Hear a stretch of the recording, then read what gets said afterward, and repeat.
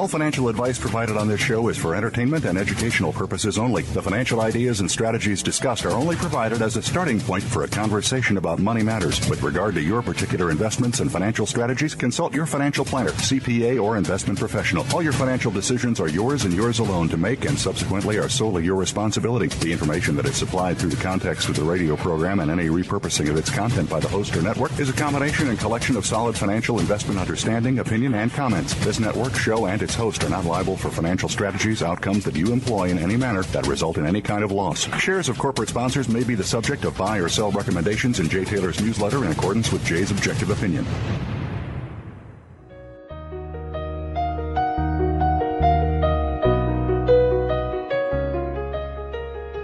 Welcome to Turning Hard Times to Good Times. I'm your host, Jay Taylor, and I'm speaking to you from the borough of Queens in New York City. It is the 17th day of May, 2023.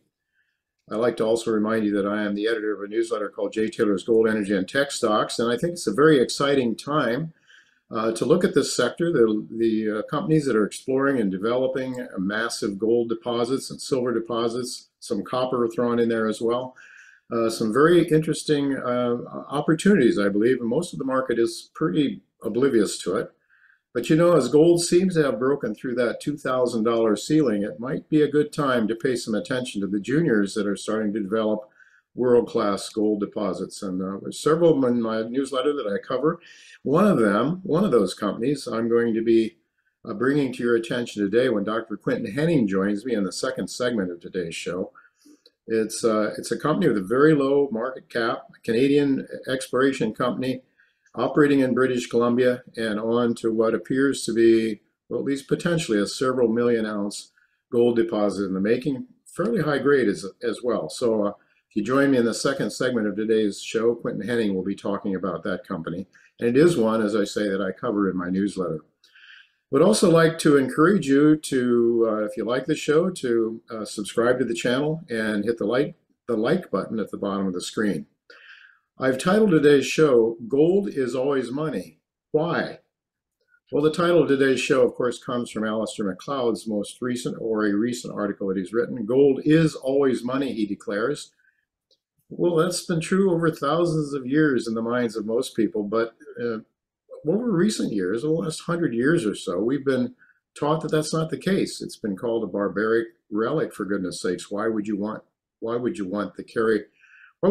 hold a barbaric relic when you can have modern money, for goodness sakes? So, well, this idea of money, some different kind of money, not money at all, according to Alasdair. He's going to tell us why in just a moment.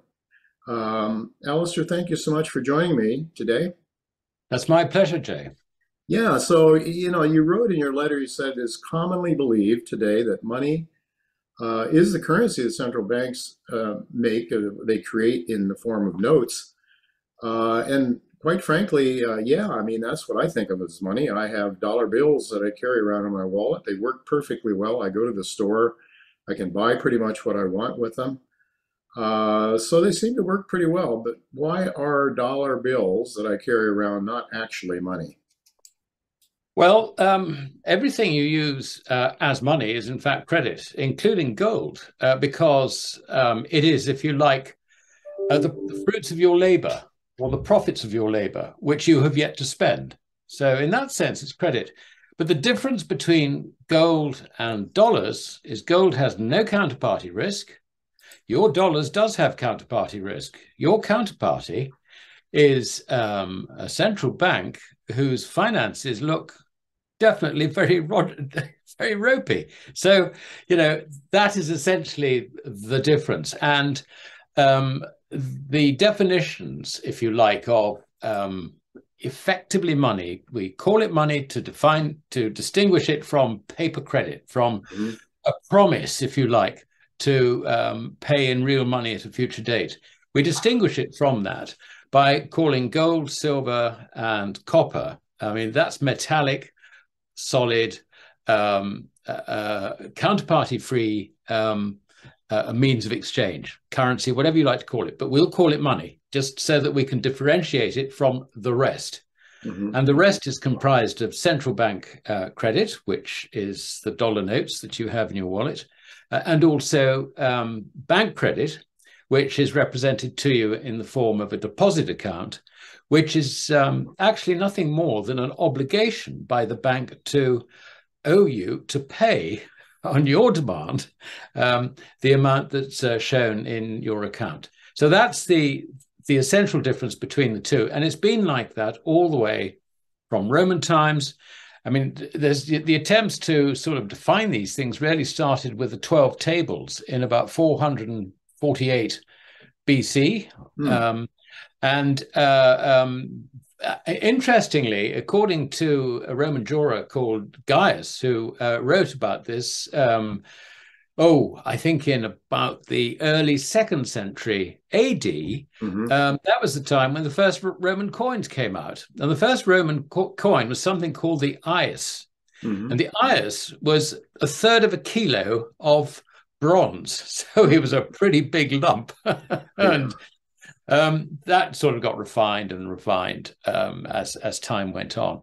But I mean, the reality of it is that before the ius, I mean, there were other coins elsewhere, but if you looked at the Phoenicians, for example, they had no money in the form of coinage until the Romans effectively started with theirs. So they had been trading for over 1,000 years before then with no money. So how do they do it? Well, it had to be credit, because if you think of yourself, let us say, trying to get together an expedition to go and procure things from foreign lands, you'll do two things. You'll probably take sort of urns of olive oil and things like that from your home, as it were, your home territory, your city. So you've got to buy those. How do you buy them? Well, you can barter, but most of the time it's credit. And this is the key thing. Credit actually happened a long time before money. And if you like, money was, it crystallized credit. And that was basically the function. And it's still the function today. So this idea that you can have credit without money, in other words, a fiat currency with derivatives from there, is basically flawed. It's putting the cart before the horse. What you need to have something to secure the value of your credit. And if we go on from Roman times, I mean, basically, you had a number of people who wrote about this and defined things. There was a Roman juror called Alpian. There's another one called Paulus. And what they wrote about credit was virtually inserted verbatim into the Justinian Pandects, which were around about 550 AD. So that was about 1,000 years after the 12 tables. Now, Justinian was an emperor in the Eastern Empire, but the laws were all written in Latin. Now, this was obviously an unsatisfactory situation when most of the people who ended up in court were Greek and couldn't speak Latin. So, the situation evolved, and towards I think about 90s, something like that, finally, this was all put together in something called the Basilica. And this was called the Basilica because it was at the time of Basil I and his son. So what happened? I mean, that was in Greek. So really what happened, putting it simplistically, is that the Basilica basically sort of spread along with the Orthodox Church into generally Eastern Europe, including Russia and so on, whereas the Pandects spread into the Western Empire and the successor nations. And of course, who colonized the world? Well, there was us, there was the Spaniards, there was the Portuguese. Don't forget the Portuguese. They were enormous adventurers. There was also the Dutch with the Spice Islands and so on and so forth. So we spread these laws around the world. So guess what? In every country, the basis of monetary law is gold is money. The rest is credit. And this is terribly, terribly important to understand. And, if you have a government that suggests otherwise, it's propaganda. It's incorrect. They're actually in breach of their own laws. They're trying to persuade you something which suits them. and actually is not the legal position. So in a nutshell, that's basically it. Yeah. Well, certainly the founders of our republic, the American Republic, understood that gold is money. It was written into our law, gold and silver. So yeah, it was sort of basically understood. So what, maybe you could just talk a little bit because I really think, Alasdair, a lot of people don't really understand how our current monetary system, how money is created in our current monetary system. Could you maybe just take a minute to explain that to people? Because I think for most people, it's a mystery. My son, when he was in junior high school, his teacher was still telling him that the dollar was backed by gold. This was not that long ago. And so ignorance reigns supreme. Most people think the dollars they carry around actually have value, that they're intrinsically valuable. But actually, as you point out, I have a $5 bill here that was convertible into silver at one time, back in the days, I think Lyndon Johnson, yet it was still possible to take your $5 bill to the bank and get an ounce of silver at that time. But people think there's really something behind it, but there's actually nothing except a promise to pay. That's why you say it's credit, right? Yeah, exactly that. Exactly that. But of course, the laws that you have there, you inherited from us because you were one of our colonies at one stage. Yes, I know. I hate to remind you. Yes, no, that's fine to remind me. As a matter of fact, I think most Americans aren't even aware of that these days. And when we have our 4th of July celebration, I say, well, what are these people celebrating? Do they really know what they're celebrating? I suspect not. I think there's more prestige now in your monarchy than there is in our presidency in the minds of most Americans. Well, our current president, and several before him, perhaps. But anyway. Well, yes. But anyway, it made a quick explanation in terms of how money is created right now. Yeah, absolutely. Well, you've got two sorts of currency, if you like, or credit. The one is central bank credit, and we're familiar with that in the form of banknotes, which are issued by the Federal Reserve Board. And in accounting terms, what happens is that appears on their balance sheet as one of their liabilities. It's a liability to you. And, this is not something which is just a sort of, this is just, it doesn't mean anything. Not at all. This is a balance sheet liability of the Fed to you as a holder of whichever notes you happen to have.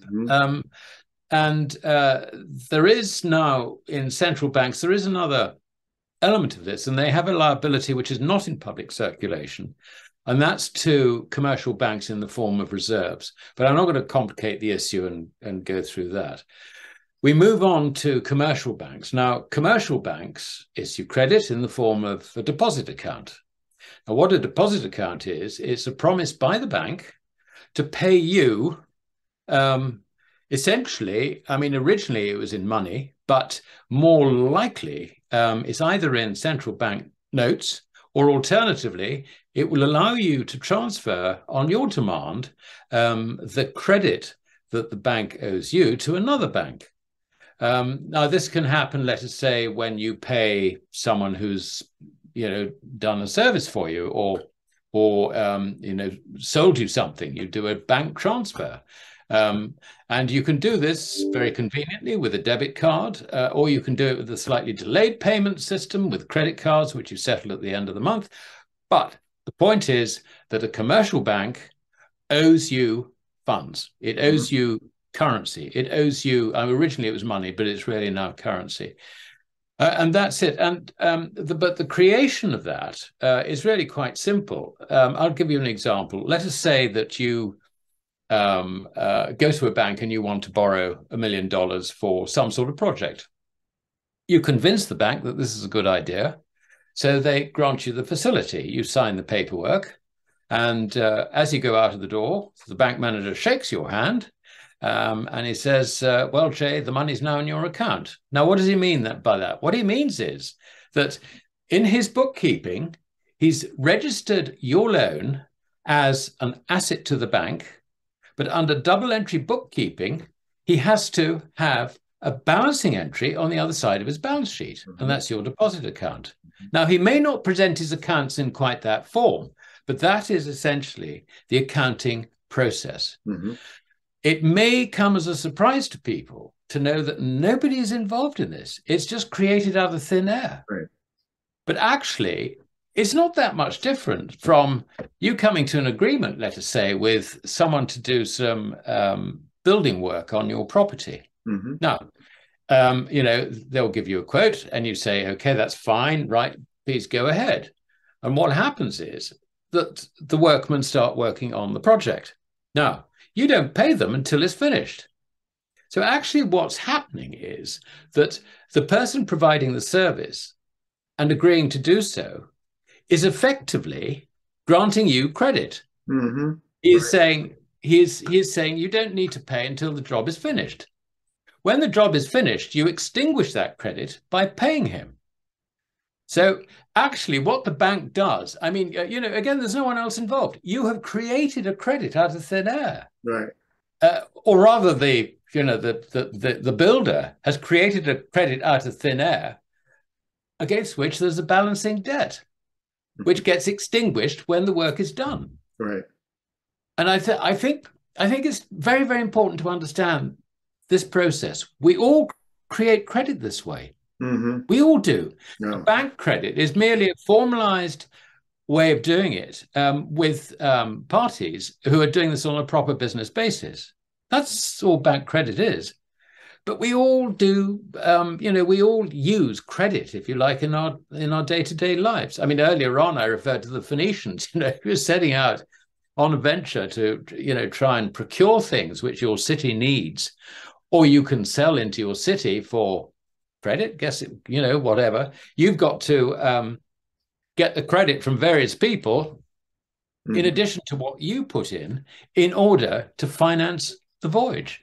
Now, if you've got a world of effectively barter, then this is something which is rather like the relationship you have with the guy doing the building work in your home. Right. It is like that.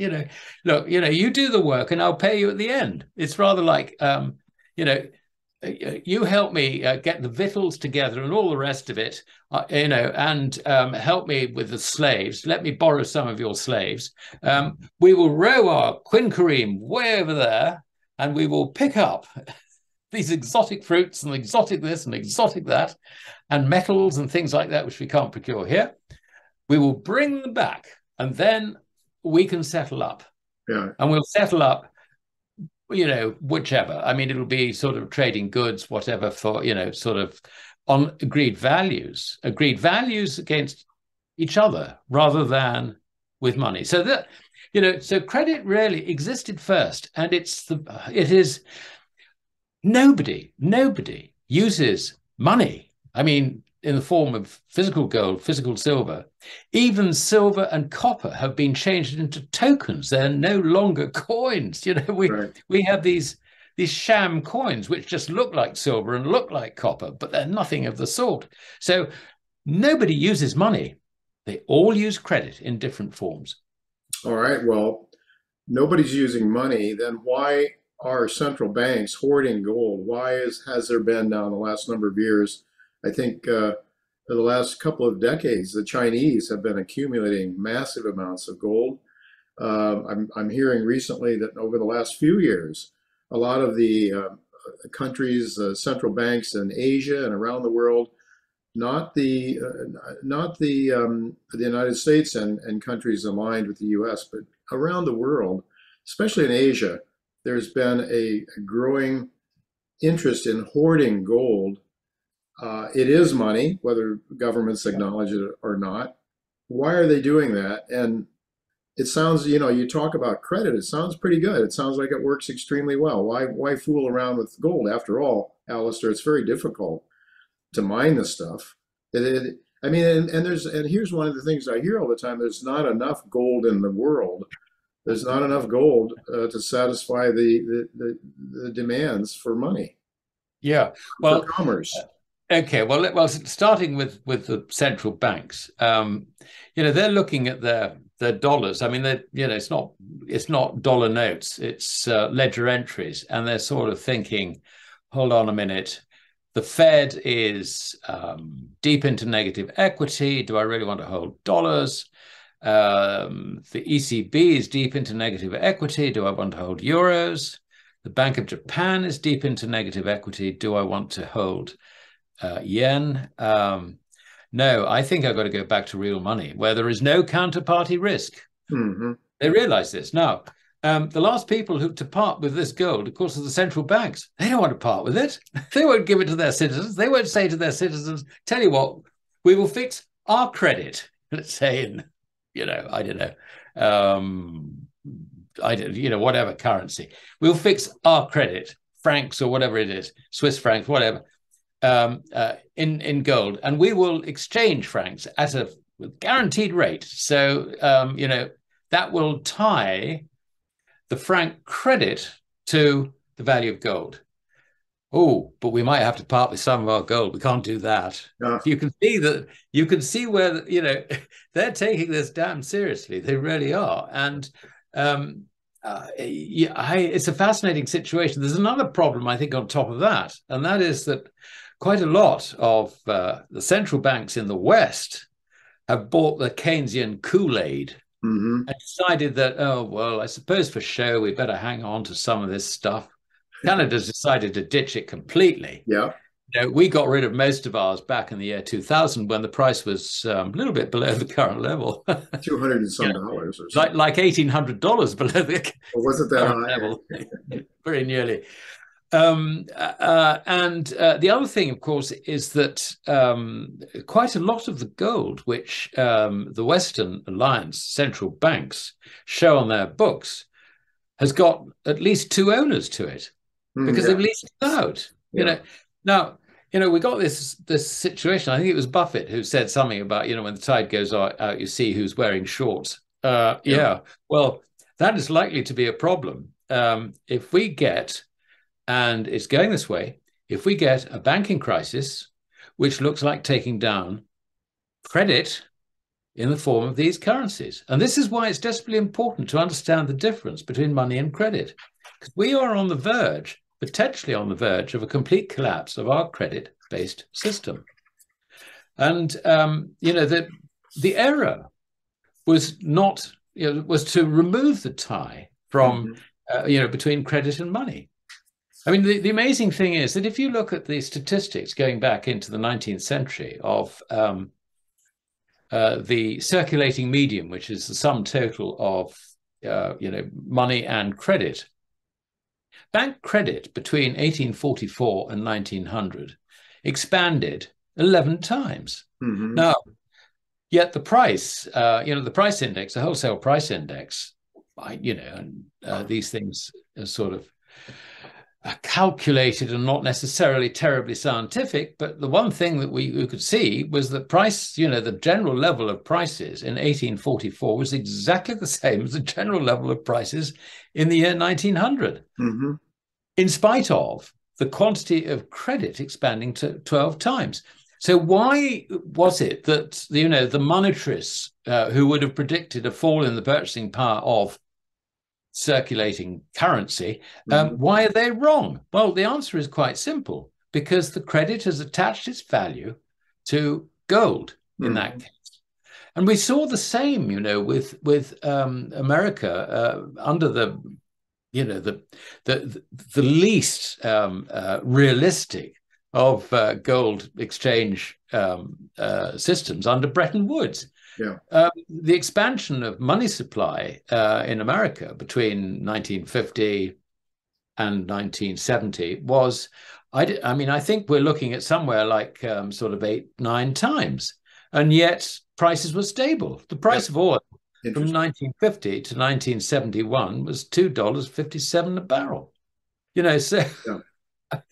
So that's, I think those are the things that one has to understand about this.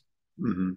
Yeah, but one of the reasons for not going back to some sort of a system backed by gold that's given is that there's simply not enough gold around. There's not enough gold existing to accommodate trade. But actually, it would depend on the price of gold, right? If the price of gold was high, absolutely, yeah, right. Yeah, absolutely. I mean, if you have if you have a rubbish currency, in other words, you've overissued it in credit terms and you haven't anchored the credit, then the market's probably going to say, well, the sort of rate we're looking at is $10,000. I don't know, whatever. But it's a rate which is really set by the market, not by central banks. But once it's set, they then have to behave, Yeah. which for a central bank is quite a difficult ask. Yep. Well, you had mentioned earlier that there are people, obviously people who don't want stable prices. There are people who benefit from inflation. And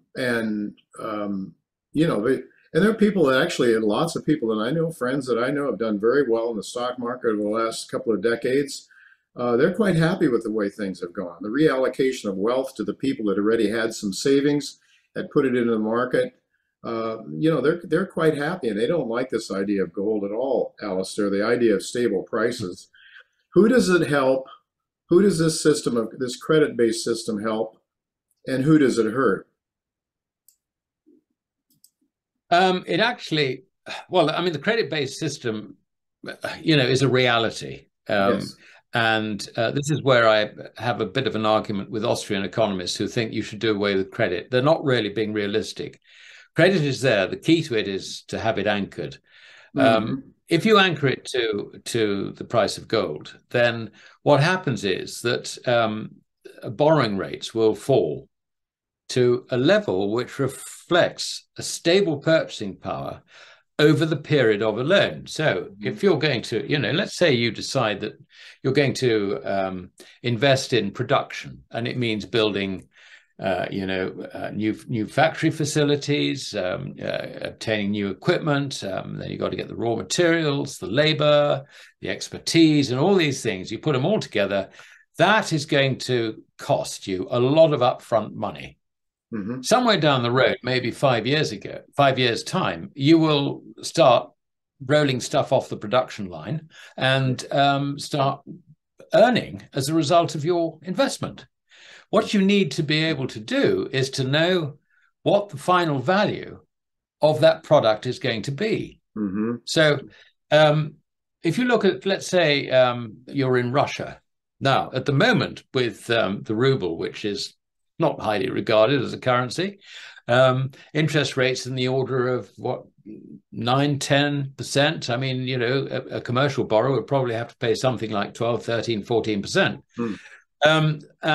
But if that fell to somewhere between 3, 4, maybe 5% for a non-prime borrower, then suddenly quite a lot of production begins to make a lot of sense. You can actually put together a proper business plan. Mm-hmm. So even though you would say that people enjoying credit, which is losing purchasing power over time, are benefiting from this, they're not necessarily improving their overall position. They start relying on the depreciation of the currency over time. They certainly rely on a central bank which engineers those conditions by suppressing interest rates, by increasing the quantity of central bank originated credit, and say, wow, this is wonderful. But that's fine until reality begins to catch up. And so we saw this, for example, with Silicon Valley Bank, who gamed it. I mean, it was quite simple, with interest rates down at zero. They could borrow overnight money at zero and put it in 10-year treasuries for an uplift of, say, 0.75%. And, if you gear your balance sheet 20 times, wow, this is, so easy. I don't need to, for goodness sake, I don't have to be clever to do this. This is so easy. But then what happens is the Fed loses control over the situation for various reasons. Interest rates start rising. The yield on the bond starts rising as well, which means the prices collapse. So you've got, first of all, your financing of the position is beginning to cost more than the coupon return, because you probably bought a 10-year US Treasury with a 1% coupon and you're paying 5% now. So you're immediately locking in losses of 4% on your profit and loss account. And the other thing is that you've got buried in your balance sheet, on a sort of, well, held to maturity basis, which basically means you can't sell it because you got damn great losses. Are your bonds. I mean, they have probably lost 30% of their value. So, suddenly, I mean, all this gearing you've got, giving your shareholders this wonderful return, I mean, suddenly it's worked against you and you wiped out your shareholders' equity. And of course, as soon as the depositors realize this, they run for the hills. Hence, we got a banking crisis. And if you understand that, you can see why this banking crisis has only just started, unless you believe that the Fed can regain control over interest rates and suppress them with the dollar remaining nice and strong. Yeah, well, I guess dream on is all I would say. You can dream in the tooth fairy as well. And the point is that, well, for example, we saw the CPI come in a couple of days back, softer than the market was expecting. So the interest rates on the 10-year and other bonds, treasuries went down. Markets rejoiced, went up very strongly to start with. But I believe it's your view, Alasdair, correct me if I'm wrong, that interest rates are going to continue to rise, that the Fed has in fact probably or has lost control. Am I overstating that, or is that your view? I may be wrong. No, you're not overstating it at all, but it's for reasons which I think are not generally understood. The fact of the matter is that we can see that bank credit, commercial bank credit, is now contracting. This is reflected in a number of statistics. And when you look at things like loan officers' surveys, when you look at the headline statistic and all these things, you can see that suddenly there's an element of fear in there, fear of losses. The banks are beginning to be frightened that their leverage is going to lead to losses they cannot afford. So they want to reduce their balance sheets down. Now, what that means is that credit becomes scarce. And when credit becomes scarce, all those people who've relied on credit, who find that, because, let's say, sales have not sort of met expectations, so they've got less income with all those costs, they've got maybe accumulating inventory, all these things, they need more credit. So they go to the bank and say, look, don't cut us off. We need to expand our credit facilities from you. In which case the bank either says, go and talk to someone else, or the bank says, well, we can't lend you quite as much as you want, and what we will lend you will come at a higher price. Yeah. So what we see is that with contracting bank credit, pure, simple supply and demand for credit means that the price of credit, in other words, what you have to pay in interest rates, will rise. And I think that's the future. And there is another aspect on this, and that is that the foreigners overown dollars. I mean, I know we've talked about this before. Yes. But did you know that the foreign ownership of bank deposits is 40% of the total US bank deposits? 40%. Wow. Yeah. Now, if they decide that they don't want to hold dollars, which means that they will reduce their positions, and while many of your listeners in America would think that this is unlikely because it's a reserve currency and all the rest of it, just note the number of countries which are turning their back on the dollar as a means of trade settlement. Right. So if they're turning their back on the dollar, why should they, hold on to such enormous reserves? And we're not talking just about nations. We're also talking about commercial entities who are doing the trade. Where they're free, let us say, to store whatever currency they want. So if they start selling down the dollar, this is going to hit it badly. Now, what happens then is, how does the Fed respond? Well, it might try and use its swap lines as a means of supporting the currency. But the swap line issue is too small for this. I mean, we're talking about trying to stem a tide of around about $7 trillion with swap lines, which are typically in the order of 20 or 50 billion. It can't be done. So it will actually force the Fed to go along with higher interest rates if that happens. And I think we're pretty much on the verge of it. What I would say is the thing to watch is the dollar's trade weighted index. If that dips below 100, the dollar is toast. I think that would be a big signal to foreign owners: get out of the dollar, reduce your positions. And so that, I think, is the level to watch. Where is it now, Alasdair? 100.5. No, 101.5, sorry. So it's we're about 1% above it, sort of thing. Right. So that's something that you watch then, I guess, and talk about it from time to time. Certainly you have to really, I mean, we Americans have been able to live way beyond our means for so long because we've had the world's reserve currency, and other countries, net export countries, were very happy to buy our treasuries. And now, so you have to wonder, how high do rates have to go to clear the market? How high do rates have to go? And of course, at any given time, there's a number, but it's always dynamic. It's changing. So, where are we headed? I mean, if the foreigners decide they don't, I don't know who's buying U.S. treasuries from around the world now. The Chinese are reducing their holdings. I don't know if the Japanese, with their aging population, so either it has to be monetized, our debt, which is growing dramatically, and then we have these fixed income obligations that the government has entered into with its citizens. There's no way that we can get away with it without some drastic changes in inflation or something. I don't understand, because we're looking at Medicare and Social Security and those things with an aging population. Now we have a lot of people coming in, a couple of million people illegally across the border under President Biden. And I guess maybe that's not all bad. We need people to do our work. But it just seems to me that who's going to buy our treasuries, because we're so far away from balancing any kind of budget in the future. That's not even, the only way that's going to happen, Alasdair, I think, is if somehow economics force it on us. Yeah, I'd go along with that.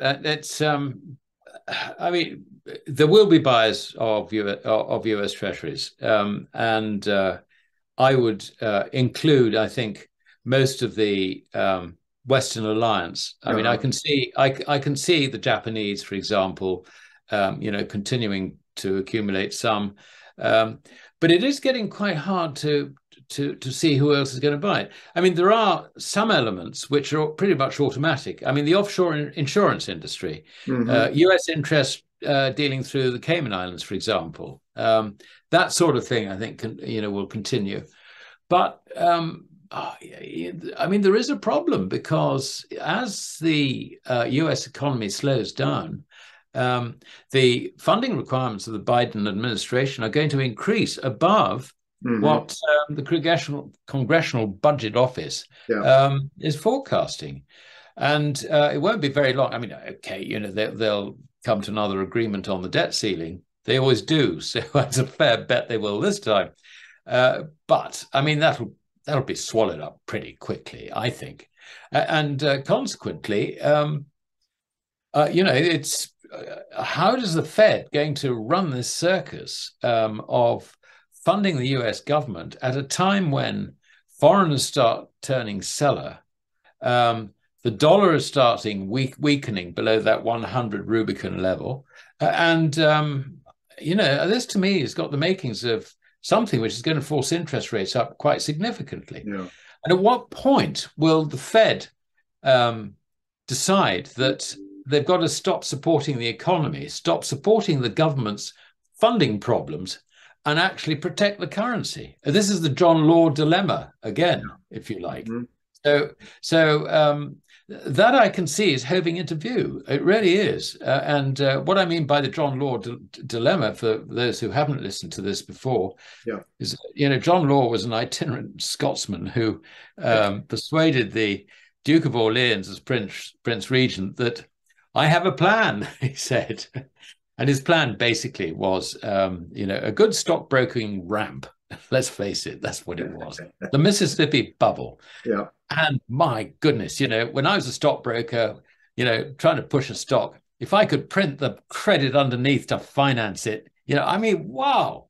What a game. What a game. Anyway, he did this. This was absolutely fine. But predictably, the thing blew up in sort of early 1720. And by the fall in that year, the Mississippi bubble had imploded. But the real collapse was the currency. The currency became completely valueless at that time. And we face the same sort of thing. I mean, do we do what John Law did? Do we try and protect the bubble, stop the bubble from really imploding into nothing? We probably do. Yeah, because that's our mandate. Yeah, it seems the current Federal Reserve Chairman, Jay Powell, is trying to fight the good fight in some ways, it would seem. But when push comes to shove, it's hard to see how they going to be able to resist not just blowing the thing up with credit. And expanding the whole thing. And so I mean, prices can go up, stock markets can go up as the debt instruments can rise in value, I suppose. But ultimately, if the currency is worthless, what does it mean, right? So, well, it's not just that, Jay. I mean, the interest rates will rise with a falling currency. Why? Right.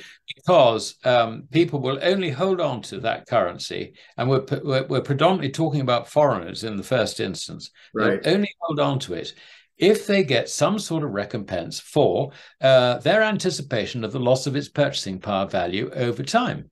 If they see that not being the case, then they're going to sell. It's really as simple as that. Yeah. So, I mean, if you have, you're getting sort of fairly close at the moment. You can see that with the current rate of inflation, which was just announced the last couple of days, what was that? 4.9%. You got Fed funds rate close to 5%. Yep. Yeah, sort of, wow, but then you're not getting paid for the risk of the paper from the central bank, which is demonstrably bust. Right.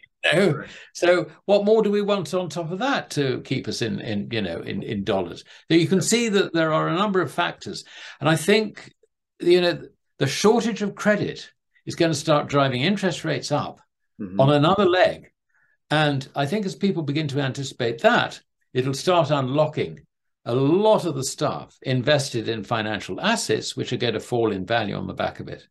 So, the outlook, I can't get optimistic about the outlook. I mean, the only thing to have, I think, is, get some of your wealth out of this credit system and into genuine money, which, coming back to the point we started this conversation, the difference between credit and genuine money being physical gold, physical silver, physical copper, but particularly physical gold, that's the only protection you can have. Understand the difference between money and credit. And I can tell you, very few people do. Very few people do, and that's why we're really happy to have you here to explain it, Alasdair. I think it seems to me that there's a lot of things that are just starting to play out right now. There's a lot of companies that have been still running on cheap credit that are going to have to pay their loans. They're going to, if they roll them over, they're going to have to roll them over at much higher rates. And a lot of these zombie companies have been kept alive for a long time on the respirator of zero credit, essentially. And it would seem as though there's going to be a lot more shoes to fall, I would think, in the banking system as well as in the commercial realm. Any final thoughts on that? Yeah, I mean, it's they're locked into a problem because collapsing credit. Well, it's not collapsing yet, but it's we can see that that's very likely, increasingly likely outcome. I mean, that basically rebounds on the banks. I mean, the last one to cut their balance sheet obligations is a sissy. Bear in mind that it was over a year ago that James Diamond stood up at a conference and said, well, a couple of weeks ago, I reckoned that the economy was facing a storm. I'm going to correct that. I think it's a hurricane. Yeah. The Fed obviously slapped JP Morgan down. And so the chief economist came on and said, well, no, it's not as bad as that. Bit of backpedaling going on there. But we were warned. We were warned by the most senior commercial banker in the world. Yeah. And Guess what? Now the crisis is on us. What's he saying? Oh, it's not a problem. No, no, Yeah, no. I don't, yeah. we've dealt with it. But he's got Well, to say that, hasn't he? He's got to say it. he's got to say that, but at the same Yeah. time, J.P. Morgan is gobbling up some of these smaller, but quite large banks, actually.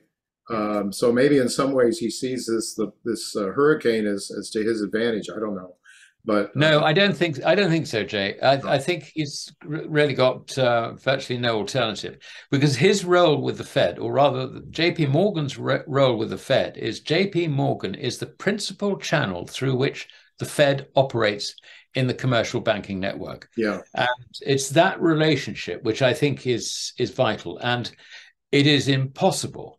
It is impossible for J.P. Morgan to turn around to the Fed and say, we don't like what you're doing. We don't like the situation. We're not going to cooperate with you in taking on yet more banking liability through acquisitions. So, yeah.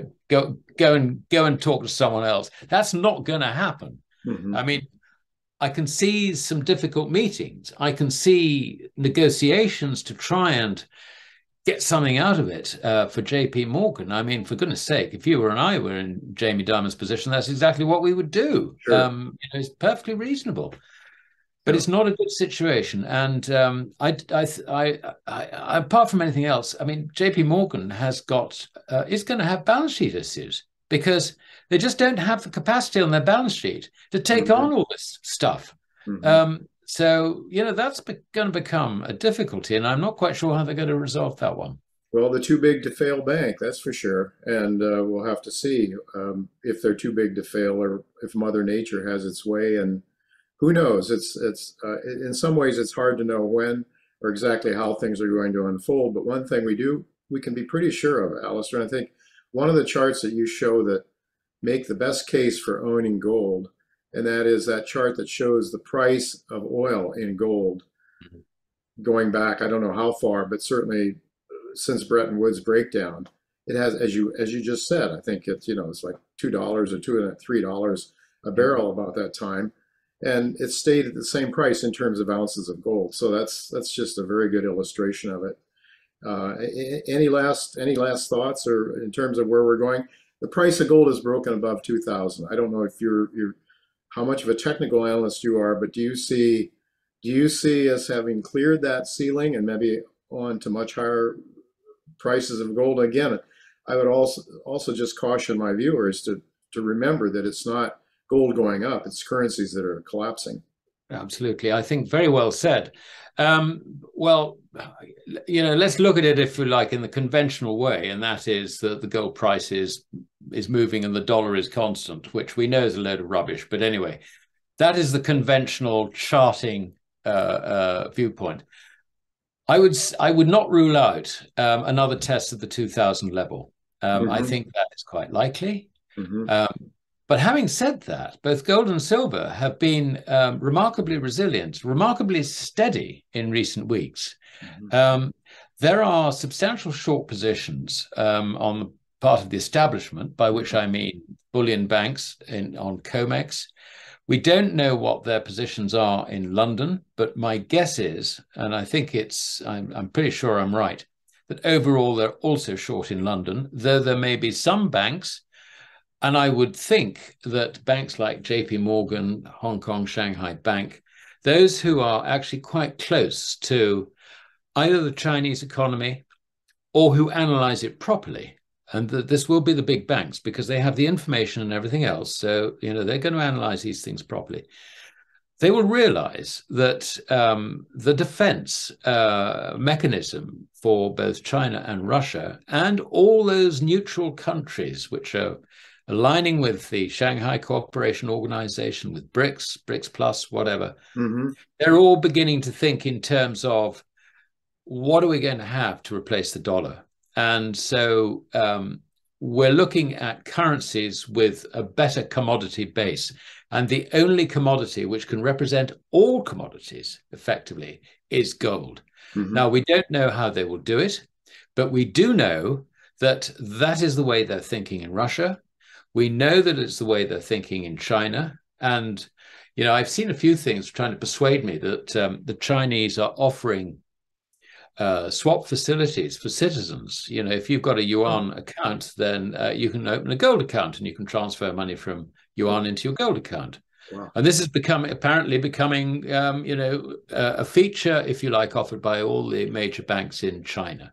Interesting. Now, is this a precursor to having a gold standard for the yuan? Well, it could be. Yeah. It could be, but I don't think at this stage we can really say so. Yeah. So, gold basically is the way to go. We don't know exactly how it will pan out, but what we do know is that the fiat currency system faces some very difficult times, and anyone who's got all their wealth tied up in it is going to end up losing big time. That's the way it looks. Well, I definitely agree with you there. And I should just mention that goldmoney.com is a place to go to buy gold and silver. And it's a service that I've used and have been very pleased with it. Also go to Gold Money to read Alasdair's missives I think every Thursday it comes out. It's one of those things I feel I can't miss. I want to thank you very much again, Alasdair, for spending time with us. You're always very, very enlightening and helpful to our viewers. So thank you so much for being with us again. That's very much my pleasure, Jay.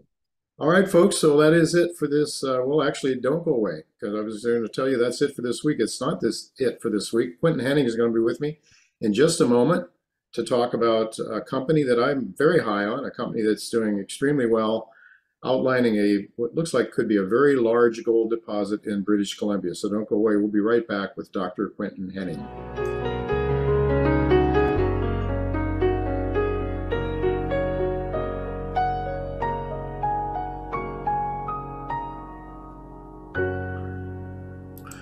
Welcome back to Turning Hard Times into Good Times. I'm your host, Jay Taylor, and I'm really happy to have Quinton Hennigh with me again.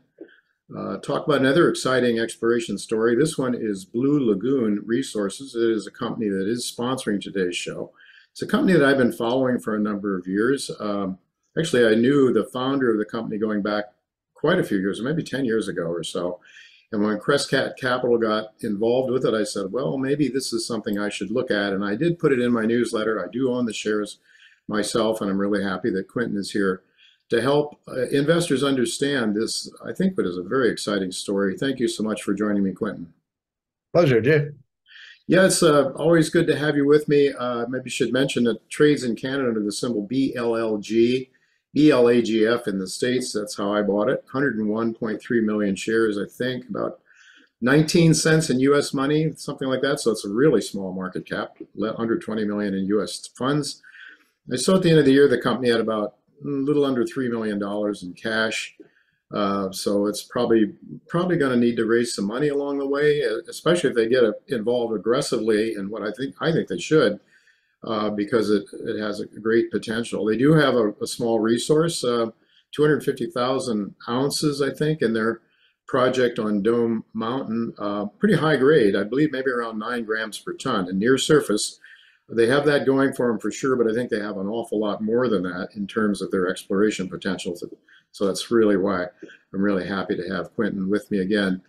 All right, their Dome Mountain project. How do you describe it? I think I've heard you say it's an alkaline system, perhaps. It is. It's a variety of alkaline gold systems. And what that means is it's associated with magma that came up that has a lot of alkali metal in it. Okay, and this magma, which had a lot of potassium and other metals like sodium and stuff, came up, parked itself somewhere short distance down from the Earth's surface, say 2 or 3 kilometers, and then started to basically crystallize. And as it did so, flushed a lot of metal up into the veins and fractures above that chamber. And this is a kind of model that I talk about for stories like Tuvatu at Lion One. Mm-hmm. So it's a pretty typical model. A lot of people think, these are epithermal veins, like hot spring veins. They're not really, okay, because they're deep rooted. They're not just sitting there boiling in kind of a relatively shallow regime. These are deep rooted gold systems that can go down quite some distance. In fact, there's systems that are very, very much like the Dome Mountain system that we know about around the world that have profiles that are well over 1 kilometer vertically into the ground. The best example I can think of is Buritica, which is in Colombia. It's a gold project that was advanced many years by Continental Gold, and then was bought out by the Chinese a few years ago. Its vein system, they're very subtle veins. Okay, they tend not to have a lot of flashy alteration, so you got to drill them to figure out what's going on. But once you find one of these veins, they tend to be fairly continuous along strike and fairly continuous at depth. It's not to say they're fully mineralized, every inch of the way, but the fracture themselves, the actual profile of the vein, can go down a long, long way. And I see that kind of potential here at Dome Mountain. Yeah. So they have a resource, and I think there was some talk about having it custom milled, or they'd mine it. Would probably bring in some outside miners and have it custom milled, or how would they do it? So the project was in the hands of a private company. They actually acquired it from the private company, and the previous owners tried to develop a small scale mine here. It is a rich vein, as you mentioned. The Dome, or the Boulder vein at Dome Mountain, is quite rich, and they were able to mine and extract a bulk sample a couple of years ago, and process it. And they actually, I believe, netted some money out of it. So not often you see that. Not often you see a bulk sample generate some cash, but it is high grade, and it's very prolific. So look, it is developable. Okay, I think there's a story to be made here. I'm focused on the exploration potential, but do I see potential to build a mine? Yes, but my focus in particular is going to be on the exploration story around that. All right. I think I saw the other day when you were talking about this story on Crescat Gets Active, you had you had a cross section, or a long section, I guess you call it. Yeah. That really showed some of the high grade intercepts, but not all that deep. But they're open. It's open in every direction. It seems pretty much along strike and at depth anyway. So, do you have that image you could show us? I sure do. Yes, I did show this image the other day on the Crescat video. This is a long section. Basically, what we're looking at is the vein in profile. So we're not looking straight down on it. We've rotated the vein, so now we're looking at it from the side, and we can see all the drill holes that have gone into this. The different colors tell you what the grade thickness, the grams per ton gold over the meter widths were in each of these drill holes. Obviously, up in the top there where those little tiny squares are, that's the block model. That's the current resource. And like you said, it's about 250,000 ounces. It is high grade. It is running on the order of 9 or 10 grams per ton. But it is a modest scale resource. Now, notice there's some levels in there. Okay, there's some actual tunnel levels or adit levels, and those are where this development has been done to date. Okay, it's some bulk sampling. Blocks have been mined out. That's actually where the white is inside those block models. That's probably been mined away.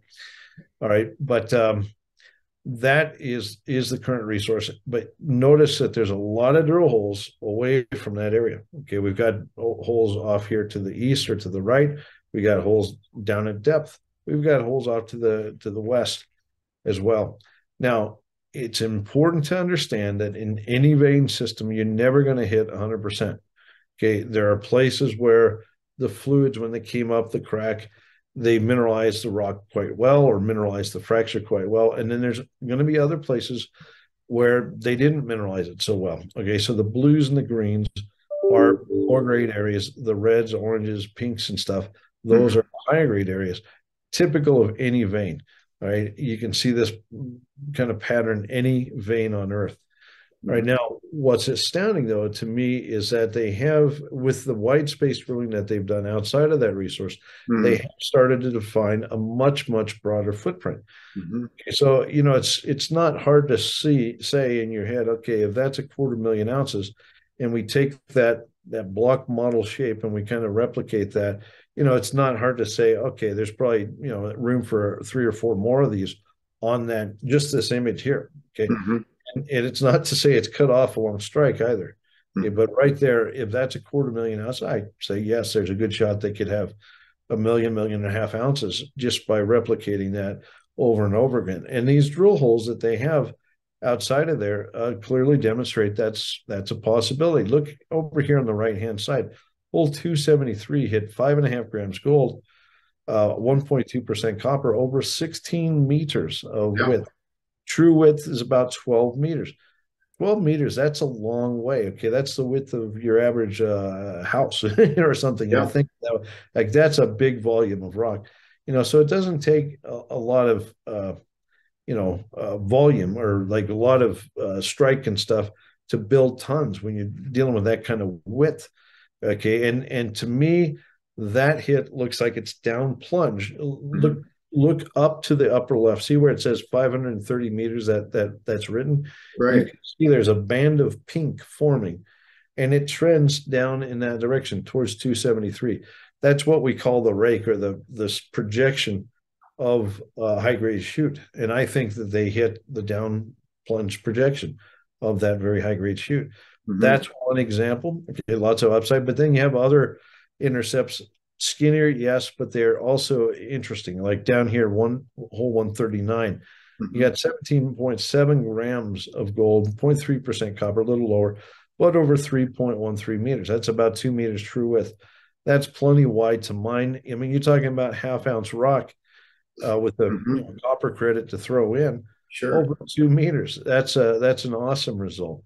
All right. So, what am I seeing here? I'm seeing the company start to define a picture that really does look like this could evolve into a multi-million ounce gold system. Now, you might say, well, what other analogies can we look at around the world where you have you have a small scale mine where somebody decided to go in, albeit didn't advance it all that far, but that evolved into a big gold story. Well, the one I look at that is also an alkaline system, very similar in nature to this, is K92, which is in Papua New Guinea. All right, so what this reminds me of is the early days of K92. K92, of course, is in Papua New Guinea, and they started mining a deposit very similar to this. In fact, it's an alkaline gold system. It's got a copper gold flavor to it. And it is a vein-hosted system, much like this, very high grade. And they started mining, this is going back a few years ago, when they wanted to demonstrate the economic viability of it. And then it morphed into a full-scale commercial mine, which they're doing now. But at the same time, they started to explore. They started to explore the vein systems, continuations of those veins around the mine. And today they're at a few million ounces. I think it's like 3 or 4 million ounces of reserves that they have in front of them. That's an astounding result. This is the kind of system we're dealing with here. And I see a very similar pattern evolving. I think that give these guys a couple of years. I think, not only could they develop this small scale mine, but they do have potential to have just kind of an astounding exploration story to tag along with that, that can demonstrate that this is going to be a very high profitable mine over a very long period. Quinton, as I look at this cross section, I see that they were able to go in through the side of the mountain pretty much. The levels that they're mining from now. If they were to go a lot deeper, though, they'd probably have to put in an incline or something, right? Yes, they would obviously, to chase these high grade chutes, these high grade plumbing systems down to depth, they'd have to put in further development. But the fact that they're seeing fully 150, 200 meters below the existing mine workings, they're seeing very good widths, very good grades like this. This should easily support that kind of development. Would we know anything about the strike length of this system? They did some drilling earlier. After they hit the grades here in 273, they did some drilling further to the east. So I know that it's open. I think some of their results from recent news shows that it continues further east, like a few hundred meters to the east. But they also had some drill holes off to the west as well. I think the 280 and 283 that you see in this image were examples of that. Look at there, 283, 7.3 grams over about a 2.75 meter true width, with a nearly 1% copper contribution. That is really good material, Jay. That's phenomenal. And then up there in hole 280, you got 3.14 meter true width. Okay, that's plenty wide to mine. 8.68 gram per ton gold, and not quite as high copper, but still a significant copper component. Again, an astounding outcome for drilling. This tells me that this thing's wide open along strike. There's absolutely nothing cutting this thing off, and it could have a profile very much like what you see at K92. So what does this company need to do? I mean, it's under $20 million market cap. It's got, if it has these kind of grades, I mean, an aggressive drill program, it seems to me, Quinton, if you could start to see multi-million ounce deposit of something like of that nature with high grades, obviously the market would start to get excited about it, I would think. I do think this is one of the more compelling, vein projects in British Columbia, certainly. I think that the potential's here, like multi-million ounce potential for sure. What do they need to do? They need to certainly explore. They need to do bold, aggressive step out drilling and try to continue to hit holes like this. I don't think they need to do infill just yet, but if they show that this thing could have a footprint that could host a few million ounces, that's going to catch people's attention. I think they're getting close to it now, but they need to continue that work. So there's one element. Now, developing a mine, you know what? K92, it worked. They got in there and they built a modest scale mine that eventually scaled up and is now a full scale commercial mine that is making great money. That is certainly possible here. If they started to get a picture of enough resource and reserves in front of them to develop that kind of scenario, I think this is another case where you could build a K92 story. Now, what's the upside? Well, this is in British Columbia. I'm going to say British Columbia is a little more favorable than Papua New Guinea. So I think, I would actually be pretty keen to see something like that happen here. Mm-hmm. And in terms of the management team, they do have some engineering capabilities there, I guess. So I guess that's good if they're a producer. Yes, that's correct. They got engineering, and then there are small mine companies, contract firms in British Columbia area. I'm sure that they can find the team that they need to build a small scale to start with, but a mine that can be ramped up. Mm-hmm. And I think they have a bit of permitting they need to go through to get to that stage, but I think they're working towards that. Oh, certainly like to see that and see them become more aggressive, I guess. In terms of, do they have geologists on staff? Yeah, Bill Cronk is their main technical person. He's got a few people working under him. Not a big team. It's a pretty small team. Yeah. They do have a decent team. They've got to probably up their team as this project takes off. Like I could see where in a good gold market, it's time to start moving and shaking. I think they're going to need to raise some money, like you said. Yeah. And probably beef up things. But this is just a killer project that will certainly justify the capital that they need to go out and get things going. Well, it'd be nice if they can generate some cash flow and help to fund their exploration. But what you're saying is you see the need right now to establish the scale of this thing with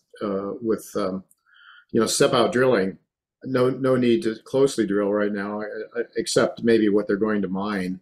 They want to know exactly where the cutoffs are and so forth. But this looks like a very exciting story. I hope that they start to become more aggressive in their drilling. Obviously, going to have to raise some money, but if they can, at least if the market can start to realize what the potential is here, maybe, who knows, maybe we can see the share price improve, especially with a higher gold price the wind at our back now, Quinton, a little bit over $2,000. It's looking very bullish for gold. So let's hope. It does indeed, but Jay, yes, this looks like a market that might come back with, we'll call it a resounding bull here soon. I think, every technical indicator. I know that you talked to Kevin and Tavi recently, and I don't pretend to be a macroeconomist, but as a geologist and watching these cycles, this one looks like it's setting up to be a big one. Sure does. Well, thank you very much, Quinton, for sharing this with us and helping people understand what the prospects of Blue Lagoon are. It's greatly appreciated. All right, folks. Well, that is it for this week. Next week, I expect to have Michael Oliver with me and probably another guest or two. Until then, goodbye and God's blessings to you.